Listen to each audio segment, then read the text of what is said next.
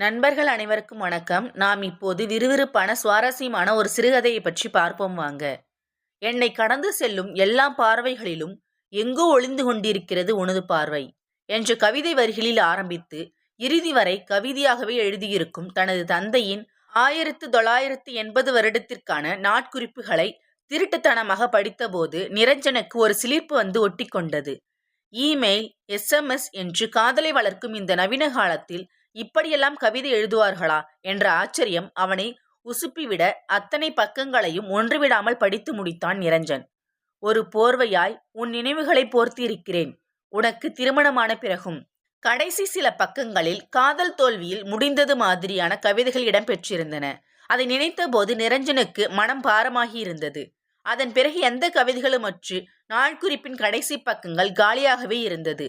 அன்று மாலை 6 மணிக்கு லால்பாக் கார்டனில் சந்தித்த தனது காதலி ரோஷினியிடம் தனது தந்தையின் காதலை ஒன்றுவிடாமல் ஒப்புவித்தான் நிரஞ்சன். ரோஷினி வியந்து விழிமூடாமல் கேட்டுக்கொண்டிருந்தாள். அதுக்கப்புறம் உங்க அப்பா கவிதை எதுவும் எழுதலையா? நிரஞ்சனின் விழி பார்த்து கேட்டாள் ரோஷினி. இல்ல, எல்லா இடத்துலையும் தேடி பார்த்துட்டேன், எதுவும் கிடைக்கல. உங்க அம்மா இறந்து எவ்வளவு வருஷமாச்சு? 2 வருஷமாச்சு. கண்டிப்பா உங்க அப்பாவுக்கு இந்த தனிமையான நேரத்துல தன்னோட பழைய காதலியோட ஞாபகம் வரலாம். அவர் மறுபடியும் கவிதை எழுதலாம். ரோஷினியின் வார்த்தைகள் அவனுக்குள் புது உற்சாகத்தை விதைத்திருந்தது. இருவரும் லால்பாக் கார்டனை விட்டு வெளியேறிய போது நேரம் இரவு 7 மணியை தாண்டி இருந்தது. நிரஞ்சனுக்கு தனது தந்தையின் நாட்குறிப்புகளை திருட்டுத்தனமாக படித்தது ஆர்வத்தை ஏற்படுத்தி இருந்தாலும் அது தவறென்று அடிமனது அடித்து கொண்டது. அப்பாவிடம் உண்மையை சொல்லி மன்னிப்பு கேட்க வேண்டும் போல் தோன்றியது. அன்று இரவு சாப்பிட்டு முடித்த பின் வார இதழை படித்து கொண்டிருந்த தனது தந்தையின் அருகில் மெல்ல வந்து தயங்கியபடியே நின்றான்.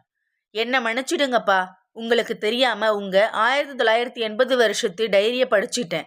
நீங்க அம்மாவை திருமணம் செஞ்சதுக்கு முன்னால யாரையோ காதலிச்ச விஷயம் உங்க கவிதைகள் மூலமா தெரிஞ்சுக்கிட்டேன்.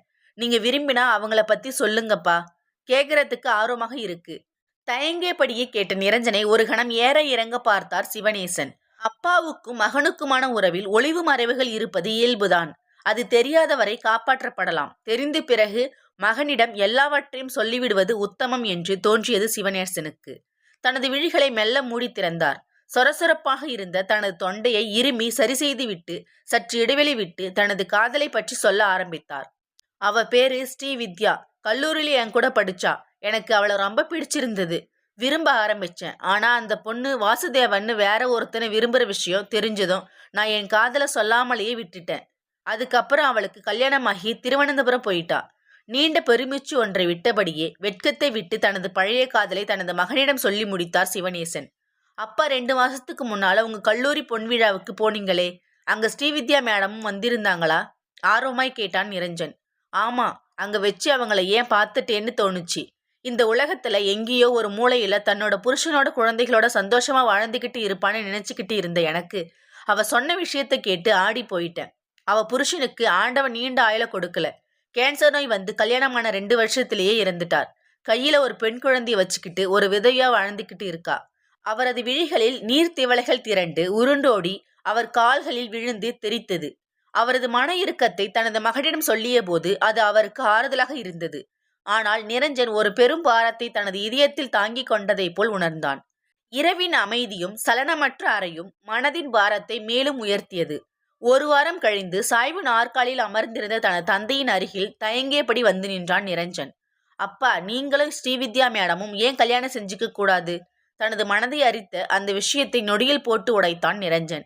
சிவனேசன் உதட்டோரம் மெல்லிய புன்னகை வந்தமர்ந்தது. உனக்கு கல்யாணம் பண்ணி வைக்க வேண்டிய வயசுல நான் இருக்கிறப்போ எனக்கு எதுக்குப்பா இன்னொரு கல்யாணம்? அண்ணாந்து விட்டத்தை பார்த்தபடியே சொன்னார் சிவனேசன். அப்பா, அடுத்த மாசம் நான் கலிபோர்னியா போக போறேன். திரும்பி வர 5 வருஷமாகும். அதுக்கப்புறம் தான் திருமணம் பண்ணிக்கணும்னு நினைச்சுக்கிட்டு இருக்கிறேன். அது வரைக்கும் வீட்டில் நீங்க தனியா தான் இருக்கணும். அந்த ஸ்ரீவித்யா மேடம் கிட்ட பேசி பாருங்க. அவங்களுக்கு உங்களை பிடிச்சிருந்து நீங்க 2 பேரும் கல்யாணம் பண்ணிக்கிட்டீங்கன்னா உங்களுக்கு அவங்களும் அவங்களுக்கு நீங்களும் வாழ்நாள் முழுக்க துணையா இருக்கலாம். உங்களுக்கு பேச சங்கடமா இருந்தா நான் வேணும்னா பேசி பார்க்கிறேன். நிரஞ்சனின் வார்த்தைகளை கேட்டு ஒரு கணம் ஆடிப்போனார் சிவனேசன். காலம் ரொம்பத்தான் மாறி போயிருக்கிறது. அப்பாவுக்கும் மகனுக்குமான உறவு 2 நண்பர்களுக்கிடையேயான உறவுகளைப் போல மாறியிருப்பது கண்டு மனம் சந்தோஷப்பட்டாலும் அந்த விஷயத்தை எப்படி கூச்சப்படாமல் மகனிடம் சொல்வது என்று வெட்கப்பட்டார் சிவனேசன். பேசி பார்க்கிறேன். அதுக்கு அவங்க சம்மதிக்கலன்னா அத்தோட விட்டுடணும். அவரது வார்த்தைகளை கேட்டு மனதிற்குள் சிரித்தான். கண்டிப்பா அவங்க சம்மதிப்பாங்க என்று நம்பிக்கையோடு கல்லூரிக்கு புறப்பட்டான் நிரஞ்சன். 20 நாட்கள் கழித்திருந்தது. திருவனந்தபுரம் பதிவு அலுவலகத்தில் பதிவு திருமணம் செய்து கொண்டு காலை 9 மணிக்கு பெங்களூருக்கு வரும் ஐலண்ட் எக்ஸ்பிரஸில் தனது தந்தைக்காக காத்திருந்தான் நிரஞ்சன். ரயில் வந்து நின்றபோது குளிர் வசதி செய்யப்பட்ட B2 கோச்சிலிருந்து சிவனேசனும் ஸ்ரீவித்யாவும் இறங்கிய போது அம்மா என்று அழைத்து கொண்டே அவர்கள் அருகில் வந்து நின்றான் நிரஞ்சன். கண்கள் லேசாய் கலங்க, குரல் தழுதழுத்தது. இவன்தான் என் மகன் நிரஞ்சன். சிவனேசன் ஸ்ரீவித்யாவிடம் தனது மகனை அறிமுகப்படுத்திய போது ஸ்ரீவித்யாவின் கண்களில் ஆனந்த கண்ணீர் லேசாய் துளிர்த்தது. இப்படி ஒரு மகனுக்கு நான் தாயாகிற பாக்கியத்தை நினைச்சு ரொம்ப பெருமைப்படுறேன். அவன் கரங்களை பற்றி சொன்னபோது நிகழ்ந்தான் நிரஞ்சன். அப்பா, நீங்க 2 பேரும் கால் டாக்ஸியில வீட்டுக்கு வந்துடுங்க. நான் 2 வீலர்லயே உங்க பின்னாலே வந்துடுறேன். நிரஞ்சன் இருவரையும் கால் டாக்ஸியில் அனுப்பிவிட்டு அவர்களுக்கு பின்னால் 2 வீலரில் புறப்பட்டான். கால் டாக்ஸி இருவரையும் சுமந்து கொண்டு பேங்க் காலனி நோக்கி பயணமானது. உங்க மகன் நிரஞ்சன் நினைக்கலனா நாம நிச்சயம் ஒன்று சேர்ந்திருக்க முடியாது. என் பொண்ணுகிட்ட உங்களை கல்யாணம் பண்ணிக்குவான்னு கேட்டப்போ அவளும் மறுக்காம சம்மதிச்சிட்டா. இந்த காலத்து பிள்ளைங்கள ரொம்ப தெளிவா இருக்கிறத நினைக்கிறப்ப மனசுக்கு சந்தோஷமா இருக்கு. ஸ்ரீவித்யா சிலாக்கித்து சொன்னபோது எல்லாவற்றுக்கும் தலையாட்டினார் சிவனேசன். வழியில் இருந்த BES கல்லூரியில் வண்டியை நிறுத்தினான் நிரஞ்சன். அவசரமாக தனது அலைபேசியில் இருந்து ரோஷினிக்கு அழைப்பு விடுத்தான். ரோஷினி, அப்பாவும் அம்மாவும் கால் டாக்ஸியில வீட்டுக்கு போயிட்டு இருக்காங்க. நீயும் வந்தேன்னா ஒரு பொக்கே வாங்கி கொடுத்துடலாம். சரி, வந்துடுறேன். நீ காலேஜ் கேட் முன்னாலேயே வந்து நில்லு. சொல்லிவிட்டு அலைபேசி அணைத்தாள் ரோஷினி. நிரஞ்சன் கல்லூரி முன்பு நிற்க சற்று நேரத்துக்கெல்லாம் கல்லூரியை விட்டு வெளியே வந்தாள் ரோஷினி. நிரஞ்சன் அவளை அழைத்து கொண்டு பொக்கே கடைக்கு பறந்தான். ஏன் ரோஷினி எதுவுமே பேச மாட்டேங்கிற? வண்டியை ஓட்டிக்கொண்டே கேட்டான் நிரஞ்சன். உங்க அப்பாவுக்கு பொண்ணு பார்த்து கட்டி வச்சிங்க, எனக்கு எப்போ மாப்பிள்ளை பார்த்து கல்யாணம் பண்ணி வைக்க போற? தழுதழுத்த குரலில் கேட்டாள் ரோஷினி. உன்னோட படிப்பு முடியட்டும், நானே உனக்கு நல்ல மாப்பிள்ளையை பார்த்து கட்டி வைக்கிறேன். என்னை பிரியறதுல உனக்கு கொஞ்சம் கூட வருத்தமே இல்லையா? அவளது பதிலை கேட்டதும் சட்டென்று வண்டியை ஓரமாக நிறுத்தினான் நிரஞ்சன். நீ இன்னும் பழைய நினைப்புல தான் இருக்கிற. என் அப்பா யாரையோ விரும்புறாருன்னு தான் நினைச்சிருந்தேன். ஆனா அப்புறம்தான் தெரிஞ்சது அது உன்னோட அம்மான்னு. சின்ன வயசுல விதவியான உன்னோட அம்மா, அவங்கள காதலிச்சு தோற்று போன என்னோட அப்பா, 2 பேரோட பிள்ளைங்க நாம 2 பேரும். இந்த விஷயம் தெரியாம ஒருத்தர் விரும்பி இருக்கிறோம். அவங்க காதலை சேர்த்து வைக்கிறதுக்காக நம்ம காதலை மறந்துட்டோம்னு இந்த விஷயத்தை எந்த காரணத்தை கொண்டோ நம்ம பெத்தவங்களுக்கு தெரியக்கூடாதுன்னு சத்தியம் பண்ணிக்கிட்டு தானே சம்மதிச்சோம்.